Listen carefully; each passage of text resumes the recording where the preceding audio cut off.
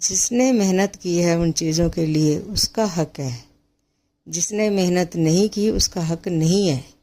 मेरे को यही समझ आता है। तो मेरे को अगर प्रॉपर्टी, पैसा, सोना चाहिए होगा तो मैं खुद कमाऊंगी, और अगर नहीं कमा सकूंगी तो मैं कम से कम दूसरों की प्रॉपर्टी, सोना, चांदी, पैसे पे तो नज़र बिल्कुल नहीं रखूंगी। दूसरों के मकान पे नज़र तो बिल्कुल नहीं रखूंगी।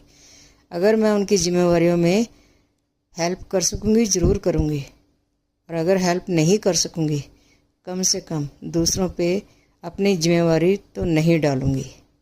ये मेरी पूरी कोशिश है। कम से कम मैं दूसरों पे बोझ ना बनूं, मैं दूसरों से हेल्प ना मांगूं, मैं दूसरों से प्रॉपर्टी, पैसा, जायदाद, सोना लेने की उम्मीद ना रखूं। तो मुझे ये समझ आता है कि जहाँ हम बेटी हैं वहाँ हमें बेटी के हद में रह के, वहाँ पे हमें अच्छे से रहना चाहिए। जहाँ हम बहू हैं वहाँ हमें बहू के हद में रह के वहाँ अच्छे से रहना चाहिए। अपना रोल हम ठीक से निभाएं। जहाँ बहू है बहू के रूप में, जहाँ बेटी है बेटी के रूप में।